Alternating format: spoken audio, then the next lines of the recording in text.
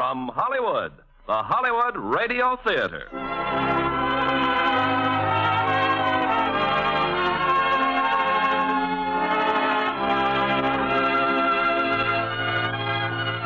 Starring Dan Daly and Colleen Gray in Taxi. Ladies and gentlemen, your producer, Mr. Irving Cummings.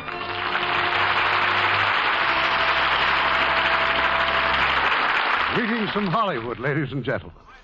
There is probably no profession in our country more maligned at one moment and eulogized the next than the taxi driver. He is sworn at by other drivers, immortalized because of his good deeds, and loved by no one but his mother. And in tonight's romantic comedy, Taxi, we will show you how one disgruntled cab driver was humanized by the hopeless search of a trusting Irish girl for her missing husband.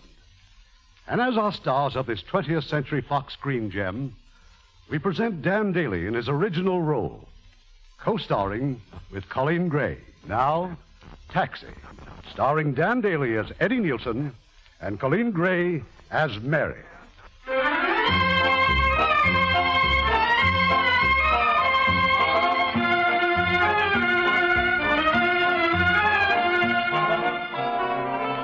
This is the story of Eddie Nielsen, cab driver, New York City. And it begins early in the morning, just as Eddie's about to start another day.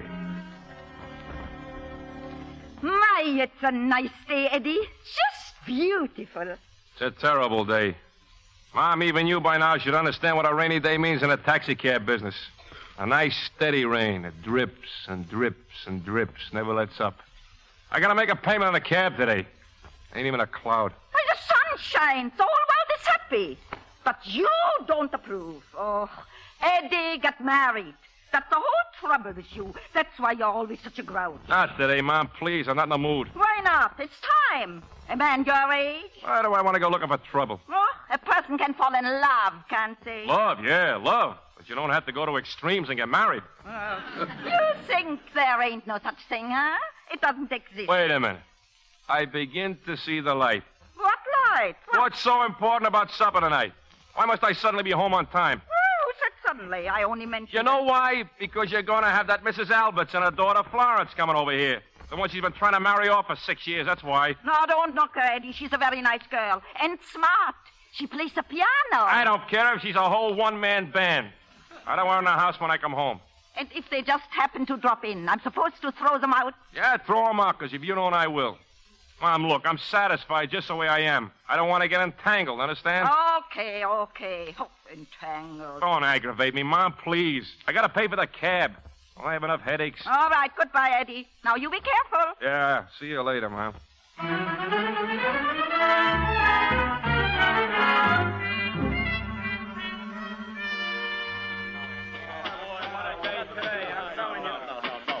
Here he is, fellas. Mr. Eddie Nielsen, the owner-driver. Never mind the conversation, Rizzo. Just fill up the gas tank. Well, the high book at the big boss. Hey, Oni, you going to make that payment today? Yeah, Mr. Nielsen, you're going to have to do. We got to know. It's important. We're making a pool, see? You got 14 more payments to make on the hack, right? So what? We're making book on the one you're going to miss, that's all. Yeah, we're just checking up, that's all. Go ahead. Check your vultures. Eat your hearts out. Just get away from the cab. You dirty it up. We'll dirty it up. On the block says Nielsen is a louse. But he's got a good side, too. He loves everything nice and clean. A bunch of bums. You think like bums. You act like bums. You dress like bums. That's why you're still driving for the BJ Taxi Cab Corp, and that's why I own my own cab. Don't cross no bridges, Mr. Nielsen. You don't own it yet. I'll own it. You don't need to lose no sleep. I'll get out of my way. He's gonna hot like a rock. He should have been a flat. Flatfoot, he should have been a traffic cop. Was you laying in the gutter dying? He wouldn't give you a smile. You know, there's only one thing he ain't mad at, that crummy hack he thinks he owns.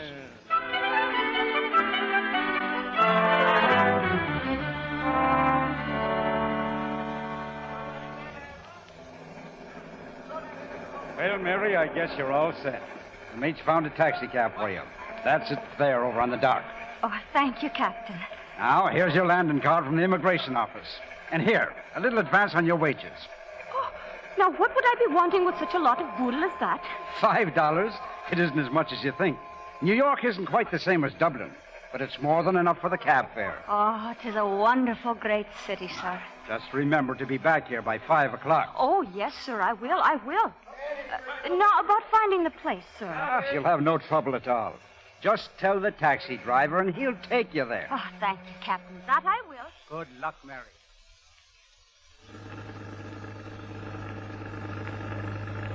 That was Sutton Place, you said, huh, lady? 89 Sutton Place South, New York City, Zone 22, New Hey, that's York. quite an accent you got there. Irish, ain't it? Aye, that it is. Great place, Ireland. Yes, ma'am. You just come in? Oh, our ship made part this morning. Never been here before, huh? Well, bless the man with all his questions. Why, no, of course not. Oh, Sutton Place South. Well, that's quite a ride, lady. Is it now? Well, you'd just be taking me there all the same. Oh, don't worry. I will, lady. I will. We'll go by way of Coney Island, then cut up to the Bronx, I think. You see, that way we save all the downtown traffic. Oh, that will be nice of you. Thank you. It's all right. Now you just sit back and relax, lady. Enjoy the drive. Oh, thank you again. I'm sure I will.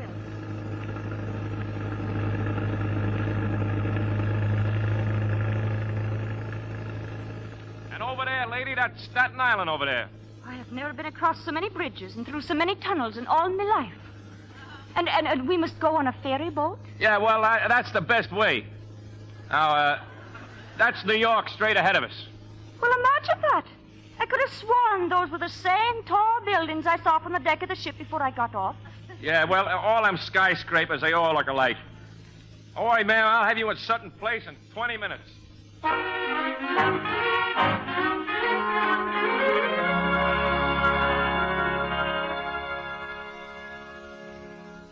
I don't get it, lady. This here's 89 Sutton Place South, all right. But they're tearing down the building. There's nothing left of the place. You sure you got the right address? But I wrote to him here, and he answered my letters. How long since you heard from him? Oh, 6 months. 6 months? Lady, 6 months, they turn New York upside down. Now, look, he's got friends, see? You give him a phone call, they'll tell you where he moved. But there's not a soul I'm acquainted with in all New York except Jim. And you, of course. Wait a minute. We are not acquainted. I'm just a driver of the hack. But you've been so kind to me. Kind? You give me an address, I'll take you where it is. I'm a guy who chases $1. All I want is my fare. And ye shall have it. Here. Wait a minute. This here's only $5. Is it not enough? Lady, you see the meter? You see what it says? It says $12.20. Oh, it seems I'm not very familiar with your currency, am I? What right have you got taking a cab when you can't afford it? But the captain said it would be more than enough. Do I tell the captain how much to charge for a boat ride? Oh, this world is full of chiselers. Well, you needn't take on so. You'll get your money. Yeah, who's going to give it to me? The man I'm looking for. Jim will pay you. Oh, sure. He lives in a joint that's torn down on the ground. Who's Jim, anyway? Mr. James Turner. My husband. Some husband. Don't even write you in 6 months. How do I know you even got a husband? Oh, don't be silly, man. We've been married for more than a year. Congratulations. But you wait here. See, I'm going down a corner. I'll get his phone number from information. Oh, thank you.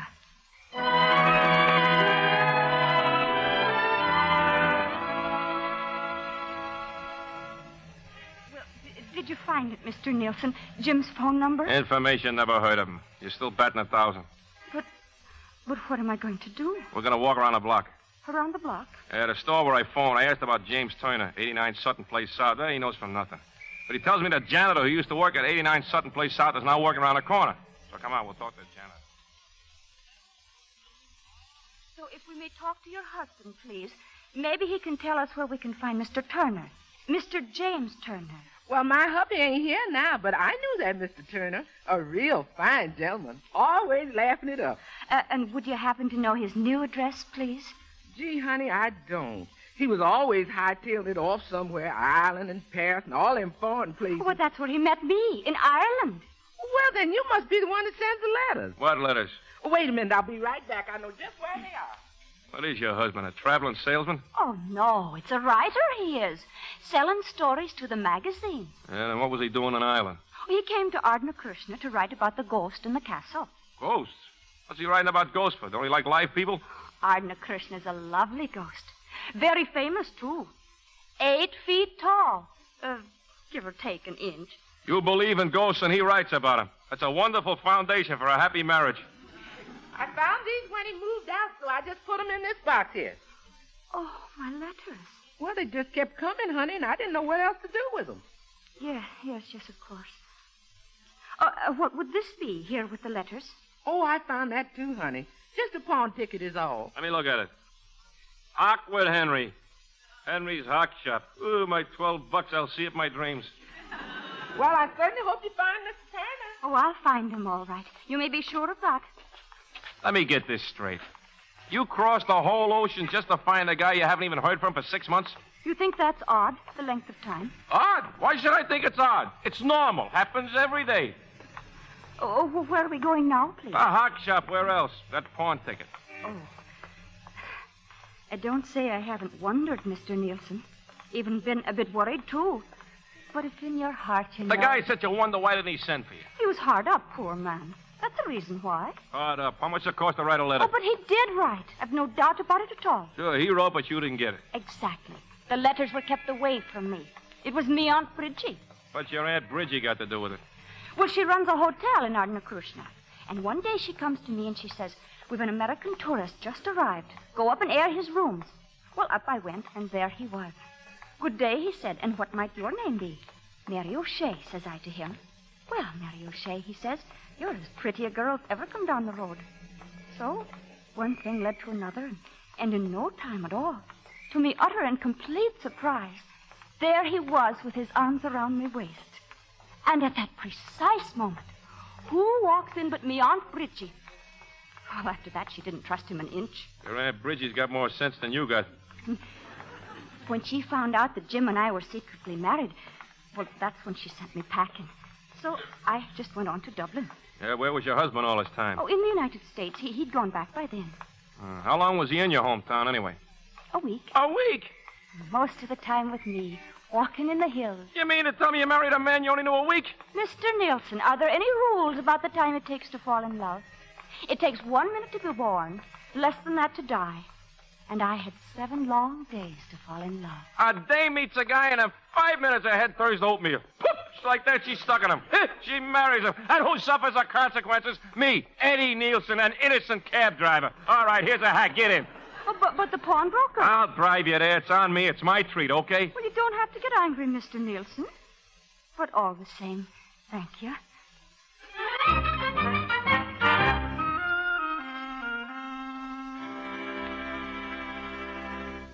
So we come here with the pawn ticket. Well, you got the address on him yet? James Turner, huh? Yeah, I got it. 89 Sutton Place South. Oh, the same address. Come on, Mrs. Turner. Let's get back to the cab. No, wait. Please, could you show me what it was that he pawned? A lot of good that'll do. I guess I can dig it out for you. Oh, if he could only talk. If who could only talk? St. Anthony. Who? Open your eyes, man. There on the shelf. The little statue of St. Anthony. Who's he? Glory be, he's never even heard of him. So I'm missing something?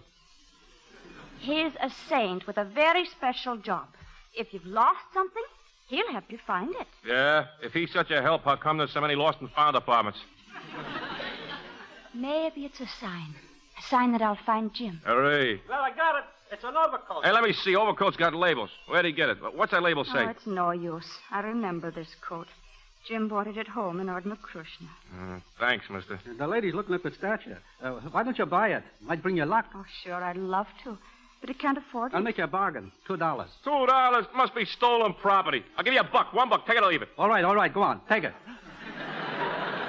Come on, let's go, Miss Turner. The statue. Oh, thank you. Give me, I'll carry it. Oh, but it's not heavy. Give me. Well, what are you going to do? Find Jim. When? Today, tomorrow, next year? Oh, it has to be today. You see, I work on the ship. That's how I got my passage. But the ship sails at 5 o'clock, and I've got to be there. You mean you can't even stay in the country? Oh, yes, I can. But to stay in this country, I need a husband. And I have one. So all I have to do is to find him. Sure, nothing to it. Mr. Nielsen, if we were trying to find him all by ourselves, I might be getting a little discouraged. But we're not alone anymore. There's somebody here I don't see. Like the ghost, maybe? I mean St. Anthony. Lady, believe me, I am not the kind of a guy who goes around knocking a saint, understand? But do you really think you can find your husband with a hunk of plaster that was made probably in Patterson, New Jersey? Mr. Nielsen, I'm afraid you're a man without faith. Faith, lady, I'm talking facts. Hey, mister. The pawnbroker. While you're standing out here talking, I'm hanging up the coat again, and look what falls out of the pocket. So? A coat room check from a restaurant, Billy's Grill. That's a place Yeah, I know. It's a place the reporters hang out, reporters and writers. Maybe you can find some friends of his, huh? Somebody who knows where he is. Well, thanks, Mac. You've done us a favor. Well, this time, let's get back to the cab. You will take me there? What good'll it do? All morning we've been at this. What do we got to show for it? A bunch of letters and a hot saint. So come on, won't do any good, but I'll take you.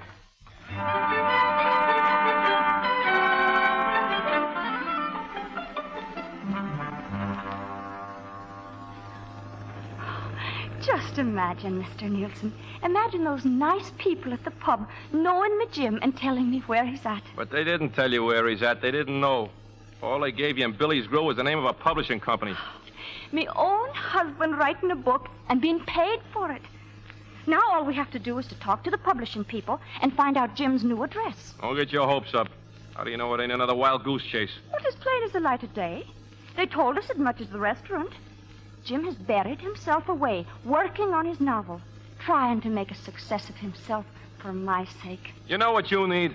What? A legal guardian. The trouble with you is you're too cheerful. My goodness me, Mr. Nelson, do you always carry on so? I bet the neighbors feel very sorry for your wife and children. What wife? What children? Who said anything about being married? You're not married. A lovely man like you. And why not? Why not? Because I ain't a sap, that's why not. Besides, I ain't got any time for it. Oh, well, now you're just talking silly.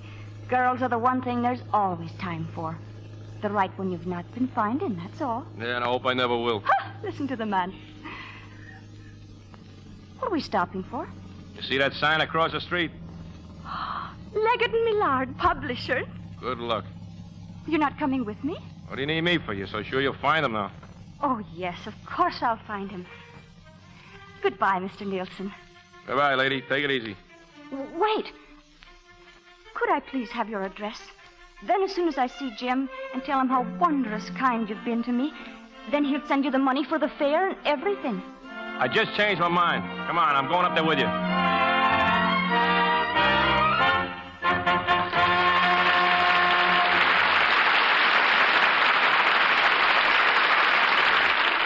We'll return to Act Two of Lux Radio Theatre in a few moments. The letters GYA signify German Youth Activities. And wherever such an organization exists in Germany, you know that there the way of democracy is being taught and encouraged. Our occupation forces are helping out through GYA, developing healthy interest through group handicrafts and hobby projects. A girl by the name of Helga is one example. She was pretty confused when she joined a GYA group.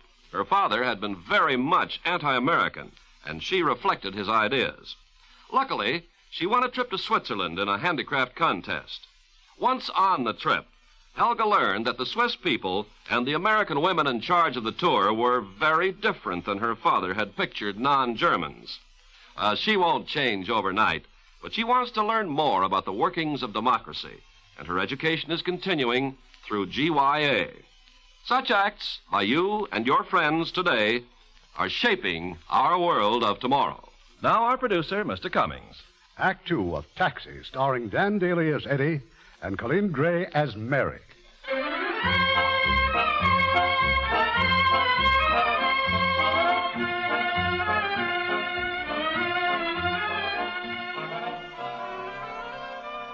It's a few moments later at Leggett and Millard, publishers. Eddie Nielsen waits in the reception room while Mary's ushered into the offices of one of the executives. Please sit down, Mrs. Turner. I'm Miss Millard. Perhaps I can help you. Thank you. So you've come all the way from Ireland, but you have no idea where your husband is. And I don't have much time, Ma'am. I'm only allowed ashore for the day. I'm afraid that at the moment your husband's a long way from here. Out west, I believe. Out west? And where would that be? Well, it covers a lot of territory, Mrs. Turner. I just don't know where he is. But you must know. It's his book you're publishing. Mrs. Turner, your husband came to us with 2 chapters of a novel. We liked them well enough to advance him some money. He bought a car and headed out west. We got the 3rd chapter from Albuquerque with a note that he was leaving for Idaho. But you must hear from him. There might be a letter tomorrow or a month from tomorrow. Or he might walk in this very week. There's just no telling. What am I going to do?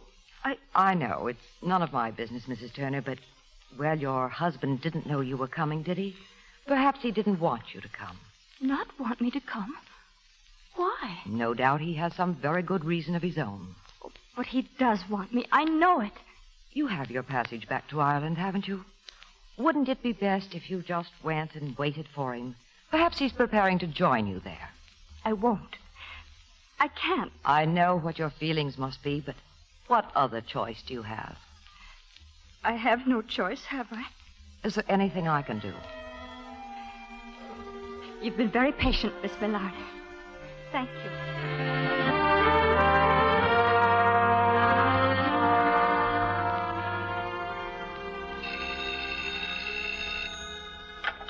Yes? This is the reception desk, Miss Millard. Mr. Turner just walked in. Jim Turner here? He brought me a Navajo blanket from New Mexico. That girl, that Irish girl who was just in to see me, is she gone? Oh, yes, Miss Millard. She left just before Mr. Turner got out of the elevator. I see. Well, send him in. Send Mr. Turner in.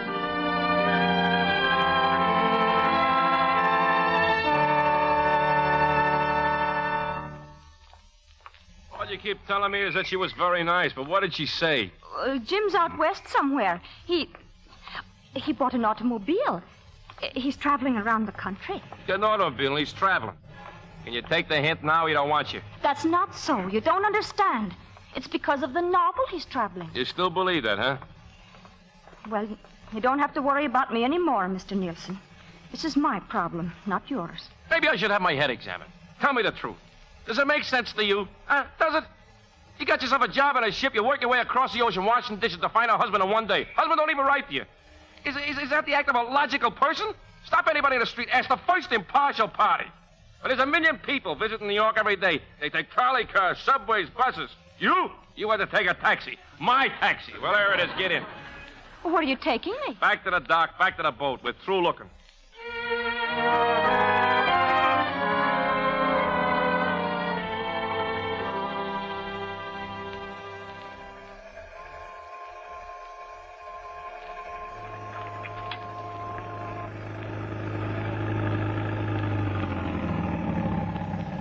Well, there it is, Mrs. Turner. There's your ship. Only I could stay in the country just a little longer. Lady, please, don't prolong the agony. The garment district is burning up. There's fairs on every sidewalk. I got a whole day's work to do. So just go, huh? Well, if you'll come aboard, the captain will give you your money. I kissed it goodbye a long time ago. You can have it. I don't want it. I give it to you and St. Anthony with my compliments. St. Anthony! It's gone. The little statue's gone. Huh? Oh, yeah, I remember. I took it off the seat when we went to that restaurant. I thought somebody might steal it. But where did you put it? Well, I was going to put it in the trunk. I don't know. I must have left it on the curb. I'm sorry. I wanted to take it back with me. How do you like this for a crazy search? Even St. Anthony bailed out. Goodbye, Mr. Nielsen. Thank you. That's okay, lady. Bye.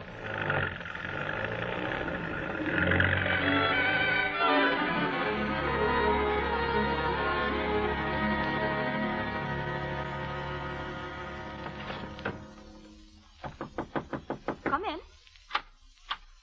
Mr. Nielsen. Lady, your letters. You forgot the box with your letters. At first, they wouldn't let me come on the ship. Well, anyway, here. Oh, thank you. Now, if you'll come with me, the captain will give you your money. I said if you'll come... That basket. What's that in the basket on the bunk? Kevin. Kevin? Who's Kevin? My baby, of course. You never told me you had a baby. Why didn't you tell me? Haven't I burdened you enough with my troubles? How that husband of yours can run around like he does, knowing he's got a wife and a kid. But he doesn't know. Why don't he know? I didn't tell him. I knew he was struggling, trying to get enough money to bring me myself over here. He'd only have worried all the more. Well, what are you going to do? How are you going to live? I'll go back to Dublin and get a job. And sooner or later, I'm bound to hear from him. Lady, a guy like me, I can get along. I can buck a finance company. I dig up the payments on a cab, even if I have to stoop the chisel from passengers. But I'm alone. I don't have no wife or kid to worry about. Please, 'tis not your concern. What are you going to do if you do get a job? Put him in an orphan asylum? Oh, Mr. Nielsen, I'm very grateful for everything you've done for me. But please, don't be worried. How can I not worry? I got to worry. That's my unfortunate disposition. Now, you take the baby and come on with me. No. You heard me, Mrs. Turner. Take the baby and come on. We're going to see them immigration people.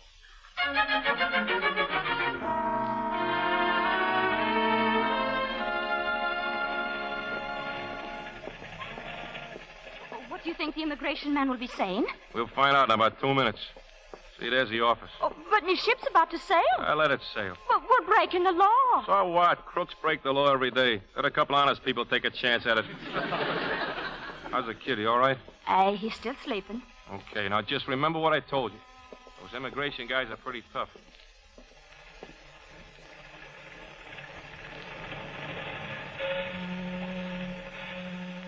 There's nothing I can do, Mrs. Turner. We can't help you unless your husband is here in person. No, look, Mac, I explained. He's unavoidably detained. He'll be here tomorrow or the next day. There's not a thing I can do about it. Look, mister, her husband's a citizen. She's legally married to him. That's his kid right here. Sorry? What's the matter? This country's so well off it can't use a couple more decent people? If it was up to guys like you, the Pilgrim Fathers would still be sitting on Plymouth Rock trying to get in. That's right. We're all a bunch of dirty rats. You mind stepping in the other office? Who, me? You can wait here, ma'am. Do you mind? Oh, no, sir, I don't mind. This won't take long. All right, Hackey, go on in there. Who are you? Edward P. Nielsen, owner and operator of my own cab. Now, what's your connection with that girl? Nothing. I've been driving her around all day. Is that against the law, too? You want to mind your manners, son. You might lose a few teeth. Now, what are you driving her around for? She's looking for her husband. She's a little foreign girl. She's eating her heart out. What's the use? Another sob story, huh? Yeah, but this one's on the level. Well, suppose she missed her ship. What do you think would happen? How could she miss a ship? It's right there on the dock. Well, just suppose. What am I going to do? Tell her to jump in and swim home? Well, what would you do with her? Well, we'd deport her. Deport her? That is, unless some reliable person came along, we could release her in his custody. Oh, well, look, I'm reliable. I'm responsible. I got a big investment in that cab. I'm an owner-operator. What do you want me to do, sign something? Now, wait a minute. Not so fast. First, there's a little matter of $500. $500? Oh, in cash, too, I bet. So it don't show on your income tax. That's a pretty fair racket you got.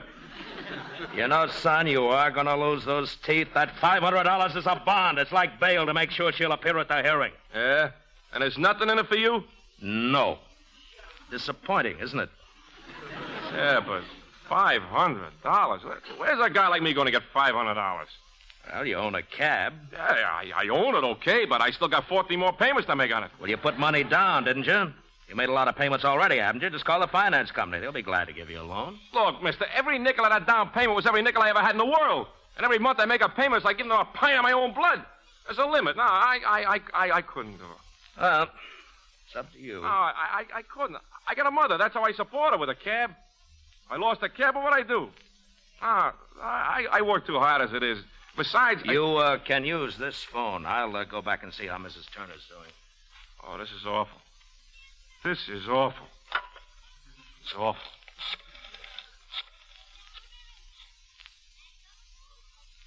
Oh, hello, Nielsen. This is Mr. Barker. I'd like to make a loan, Mr. Barker. $500 against a taxi cab. You know what I thought you just said? I thought you just said you'd like to make a loan. Yeah, well, that's what I did say, Mr. Barker. $500 against the cab. $500? How much equity you think you got? Now, just a minute, Mr. Barker. I got over $2,000 in that cab. I know I rate a $500 loan. And I know all about the refinancing charges and the extra costs and the interest rates. Why, you bird brain, you can't make the payments as it is. Look, this is an urgent matter. So I'm a bird brain, but I got to have the money. So make out the check, Mr. Barker. I'll be there in 5 or 6 minutes. We'll talk about it then. Goodbye. Goodbye. Thanks a lot, Mr. Barker. Here, have a drink of water. You look a little pale. Yeah. Yeah, thanks.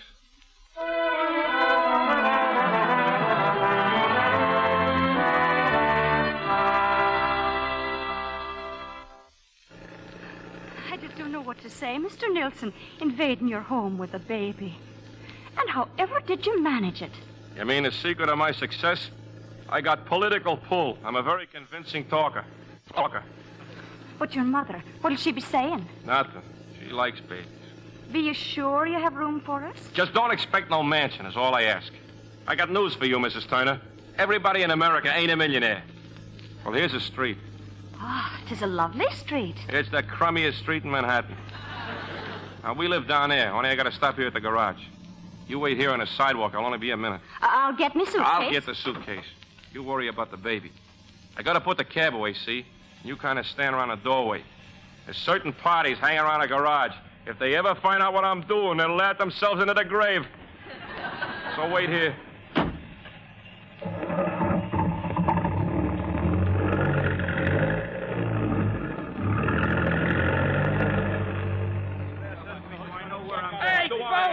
Look who's here. Mr. Nielsen has returned. What do you want?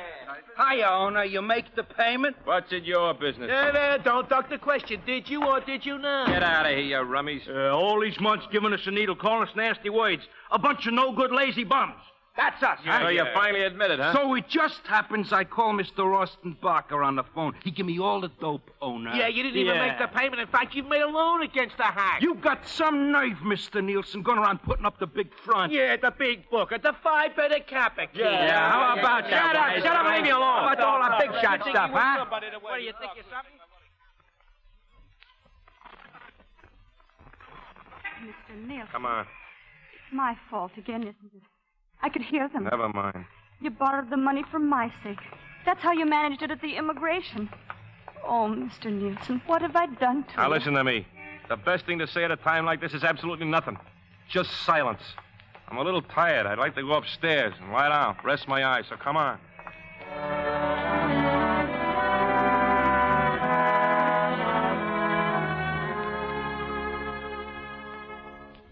Edward, is that you, dear?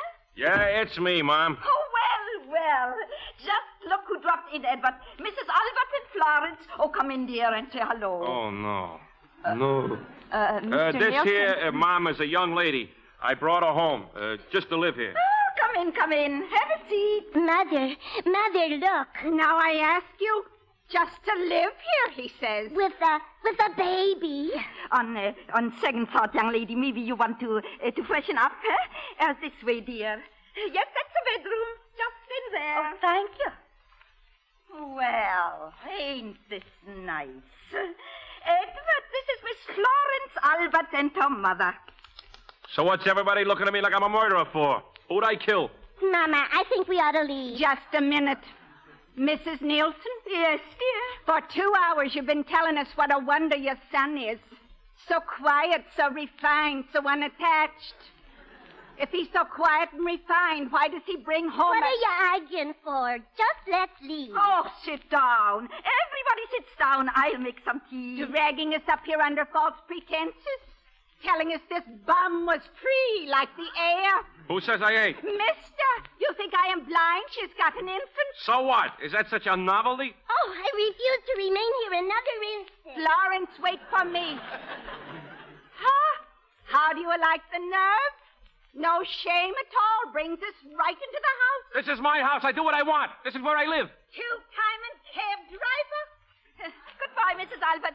Goodbye, Florence, dear. Call again. Now, what's the idea, Edward? What's the explanation? Please, Mom, not now. I had a terrible day today. Oh, look what you did to the Alberts. Who asked them to jump to conclusions? Who invited them here? I told you this morning, Mom. And he's standing here like a big dope.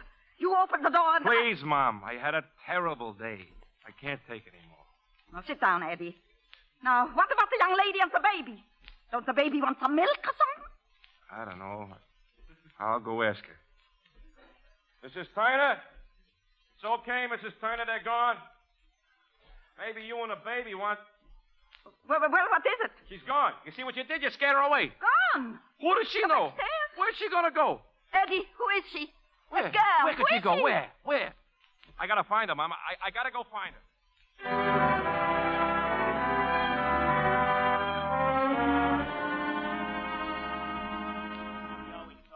Hey, look. Hi, Yona. You're going to buy us a I know. beer? He come back to say sorry. Maybe he wants to borrow some... Don't ride worry. me, please. Not now. Fellas, please. Look, I want you to help me. Eddie. Oh, sure. Hey, Eddie, you in bad trouble? Yeah. Good. No. Look. That girl you saw me with. She just come out of my house 2-3 minutes ago. She had a baby in a basket. So what is she, friend, relation? No, she's just a passenger. Beat you for the fare, huh? No. I've been driving around all day. See? She's looking for her husband. What is it? Desertion case? Yeah, I guess so, sort of. Yeah, so what do you want if I leave her go? I told you she's got a baby. She's walking the streets. Well, what do you got to find her for? Why's she so important? Because it's important to me, that's why. I'm asking you as nice as I know how. I'm asking you please to help me find her. Will you get your cabs? 10 minutes, that's all I ask. Oh, sure. Roll out the cabs. I'll waste the company gas, huh? And what about the depreciation? 10 years you've been working for the company, all of a sudden you start worrying about depreciation. What's the matter? Just a minute! Now, look, sometimes we horse around, and sometimes we get serious. Yeah. Sometimes you're nice to a fella, sometimes you give him the boots. So now tell me, this is the same little girl that was here before? Yeah, she's about this big. She's got black hair. She's Irish. Irish? Yeah, she's Irish. Well, come on, you pinheads, let's go! What are you pushing?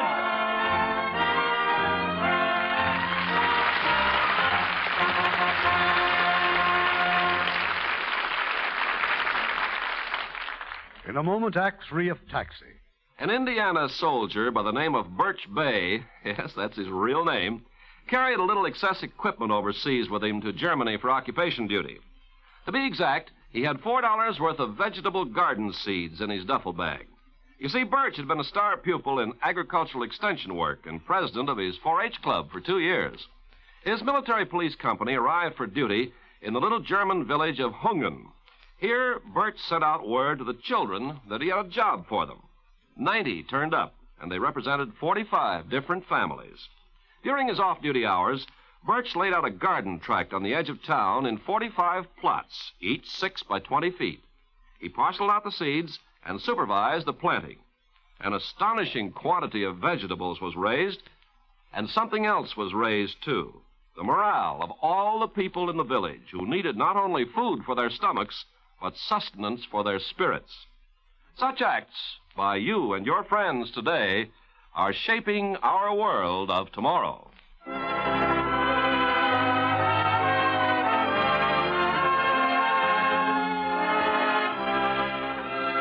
We pause now for station identification.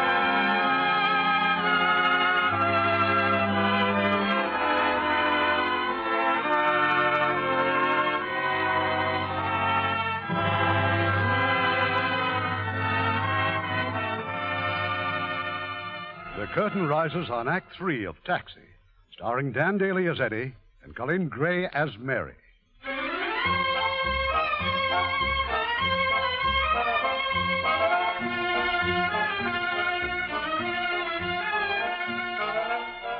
The search for Mary and her baby has failed. Eddie and the cab drivers are back in the garage, a little more grim than usual. I turned down 2 fares whilst I was looking for her. You're the last one in, Amchi. How about it? Did you see her? I guess I drew a blank, Eddie. Same as the others. She's got to be out there somewhere. We looked every block, didn't we? Besides, how far could she walk loaded down with a suitcase? Well, now, where is she? You tell me. Eddie, it can happen. Let's face it. What can happen? What are you talking about? Well, the river. After all, Eddie, it's so handy. You're out of your mind. Look, you read about it every day. What are you talking about? She's got a baby. Eddie, read the papers. They always leave the baby somewhere first, like in a doorway in a subway station. She wouldn't do a thing like that. She's too religious. Then it's simple. When they're religious, they leave the baby in a church, in a crypt or something. Thanks, Amchi. Thanks, you guys. Just read the papers. That's all I can say.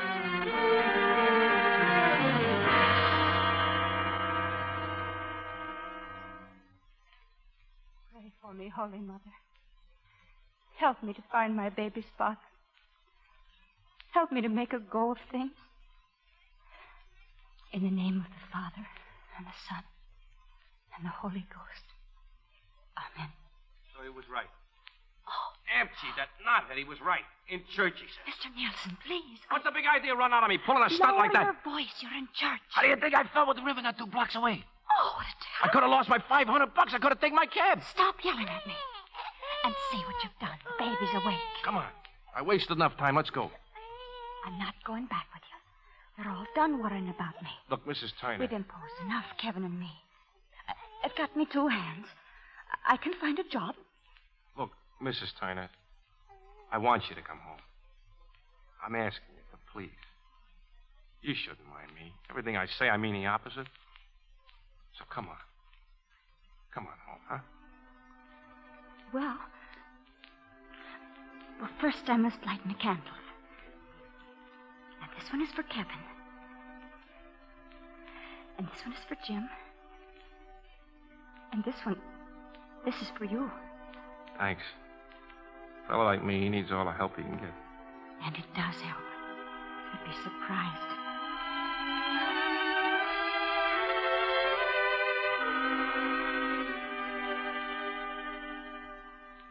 Here's the kitchen.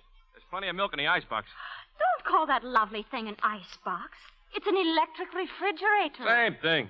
Hey, Mom, you got a pan so you can warm the milk and show how the stove works, huh? Oh, I'll do it, Mrs. Turner. You go back to Kevin, dear. Change him. Oh, thank you, Mrs. Nielsen. Oh, it's nothing. Just keep out of the way, Eddie. Go look at television or something. Mr. Nielsen, why did you give me all that blarney coming home? Running down your house. Why, man, you're rich. Some rich. Well, you got hot water piped directly into the sink and a fridge just crammed with food. You got a lovely stove. And just look at that television set. Why, where I come from, some people never even saw such things. Some of the things you see on television, they're better off. Hey, Mom, she thinks we got a mansion here. Eddie, listen. What? Nothing. Only listen. Don't get sore and hollow if I just make a couple of suggestions. What kind of suggestions? Eddie, don't I know you? Don't I always know what's going on in your heart? So? Oh, she's a wonderful girl. Well, what do you want me to do about it? Nothing. Only don't get excited. She's married. I told you she's got a husband. Husband? Where is he? Who knows him? Who's seen him? I don't want to talk about it. It's crazy. All the time you're trying to get me married. Now, look, as soon as the baby's bottle is warm, you bring it into her. Why? For what? Why, it's a good excuse, see? So you can have a heart-to-heart talk. Oh, I don't say you should reach an understanding right this minute, but little by little. Mom, always making deals. For Pete's sake, you don't know what you're talking about. Suppose you don't want me. She don't want you. Yeah, Beatrice Fairfax, expert on love and romance. What makes you think you want to bother with me? Well, what's wrong with you? What's wrong? Take a look. I'm some dreamboat. Tyrone Power, scared to death. Who says you're ugly? Why, you were the most beautiful baby in the world. Oh, and those blonde curls you used to have. Okay, Mom. Give me a kiss. You go on back in the kitchen. Who's going back in the kitchen? I'm going out. Oh, no, you're not. Oh, that's what you think. I'm playing cards with Mrs. Jorgensen. Well, you're wasting your time because nothing's going to happen. All right, so it won't. You got objections? I should play a little pinochle. Mrs. Turner, you want to look at the television? Oh, thank you. I'd love to. In just a minute. Yes, sir, ladies and gentlemen, this is Gardner Jenkins once again, bringing you an on-the-spot coverage of today's best human interest story. And we're speaking to you from East 51st Street, just across from the world-renowned St. Patrick's Cathedral. Hey, you remember that place, St. Patrick's Cathedral? Oh, my. Well, this statue I'm holding, folks, is a statue of St. Anthony, the saint who, among other things, is the patron of those who have lost something and wish to find it again. But today, St. Anthony himself was lost. Hey, come here, Mrs. Turner, quick. They got the statue on television. What did you say? The statue on television from the hock shop. Well, instead of being in heaven, he, or at least his statue, was found standing deserted on a curbstone here in Manhattan. How did it come to be here? Well, perhaps someone in our sidewalk audience here can suggest an answer. Oh, my goodness. What about you, sir? How do you think St. Anthony came to be here? Well, I suppose there are a dozen explanations, but right offhand. That's Jim. That's my husband. Mrs. Turner. Well, you were about to say? Well, after all, St. Patrick's Cathedral is just across the street. It is, Jim. Maybe St. Anthony here was sent out from the main office to check up on the branches, huh? Well, that's a very interesting answer, sir. Would you give us your name and address, please? Well, not that it matters. James Turner, 39 Sutton Place South. Well, thank you very much, Mr. Turner, and our sponsors are going to send you a whole case of Snappy, America's most beloved breakfast food. Now, that lady over there will be coming. 39 Sutton Place South. Did you hear that? He must have moved. No, wait a minute, Mrs. I'll Turner. go get Kevin. But look, it couldn't be your husband. They told you he's out west. You don't think I'd recognize my own man when I see him? Well, maybe you wouldn't. You know him for 7 days in Ireland. This a year later in New York. Will you please hurry and take me to him? Well, do you want to go right now? Yes, of course I do. Yeah, but you ain't fed the baby yet. I can do it in the cab. Now, wait, Miss Turner, just a second. Mr. Nielsen, you've done so much for me. Would you please do just this one thing more and take me to him? Please? Okay. I'll get the cab out of the garage.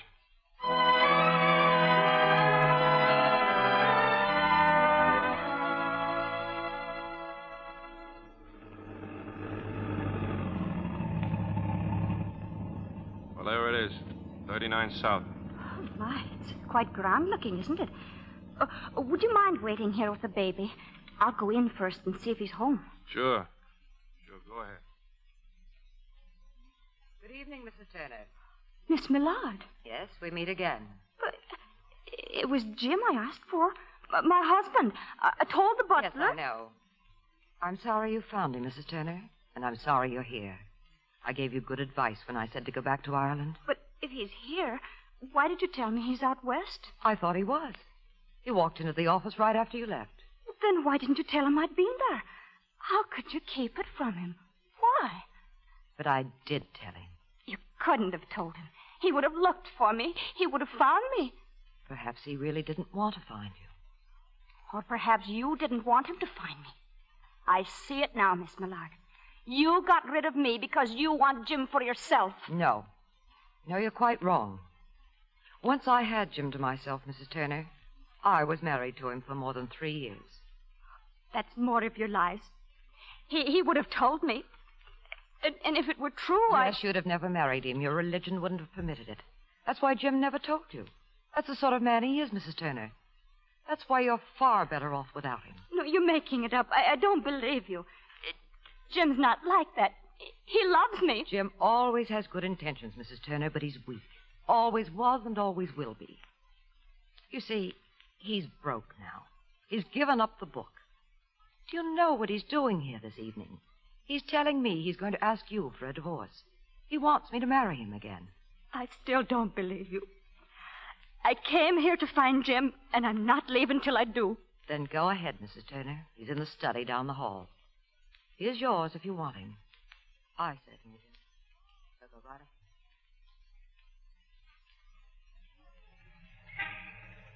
Well, how did it go? Grand. Just grand. You mean it? Oh, he was so happy to see me. Yeah, well, why ain't he with you? Well, I told him I had a surprise. I didn't say it was Kevin. I just said I had a surprise to show him. Yeah. He lives in this joint? Oh, well, it's just temporary. Do you know who was up there? Miss Millard. Who? Miss Millard from the publishers. And you know what? She's the cause of the whole trouble. She never told him a word about me. She wanted him for herself, but, well, she just didn't know me, Jim. I soon told her. Well, I'll take the baby now. Well, here, let me help you. Oh, no. I can manage fine. The suitcase, too. The lift man in the lobby will take care of it. Well, goodbye, Mr. Nielsen. Goodbye.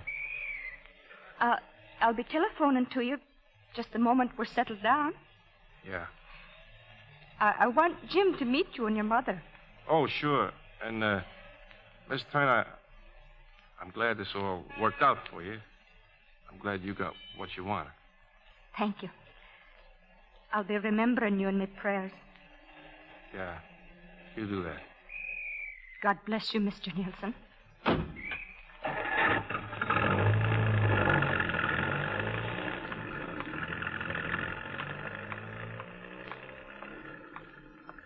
Elevator, ma'am? Can I help you? You going back up? No, thank you. If you don't mind, I'll just sit here for a spell. Yes, ma'am. Just for a moment. Then it'll be on your way.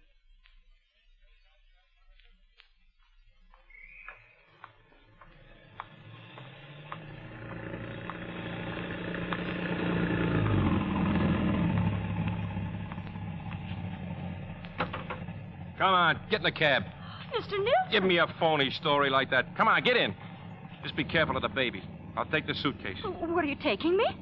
Oh, why don't you just leave that to the driver? What? It's so different you look. I've never seen you looking like this. Why? What's the difference? Why, Mr. Nielsen, you're smiling.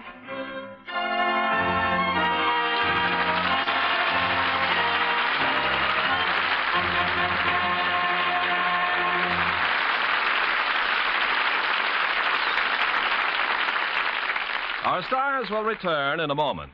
This is really a story about two people. One is Chief Petty Officer Harry Frame, a veteran Navy electrician who saw lots of action in the war in the Pacific. The other is Mrs. Sadaya Ishiwata of Tokyo. Mrs. Ishiwata turned her home and her fortune over to 53 boys and girls of all ages who were orphaned by World War II. And Chief Frame devoted his off-duty hours to helping this tiny Japanese lady.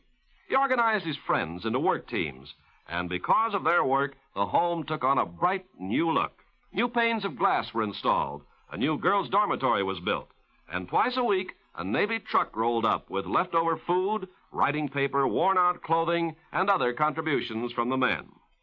Chief Frame made it his private project toward better relationships between people of two different countries, and it's paid off in mutual goodwill. Such acts by you and your friends today are shaping our world of tomorrow. Now, Mr. Cummings with our stars. And please step forward, Dan Daly and Colleen Gray, for a small token of our appreciation.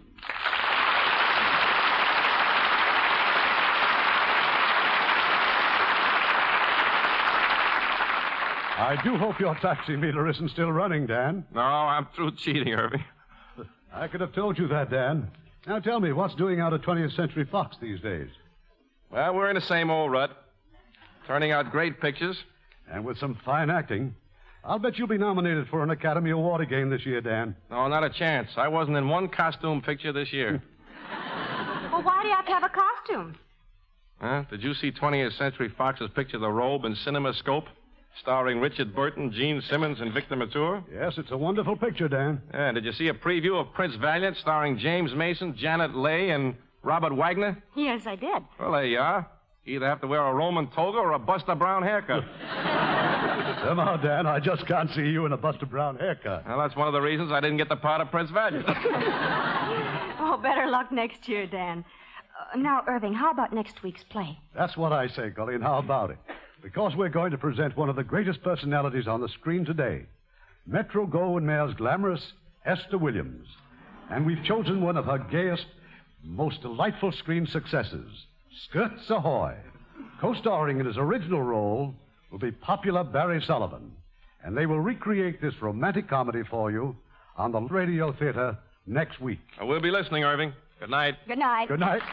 And you'll find a taxi at the door.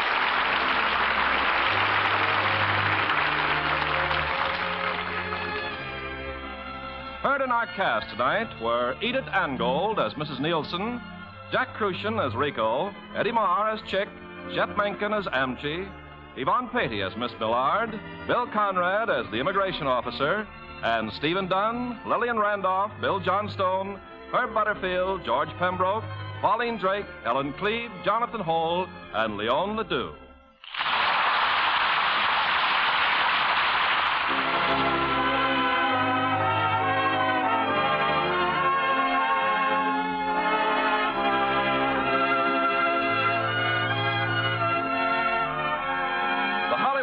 Theater is produced by Mr. Irving Cummings. Our orchestra is under the direction of Rudy Schrager. This is Ken Carpenter inviting you to join us next week at this same time for another presentation of the Hollywood Radio Theater.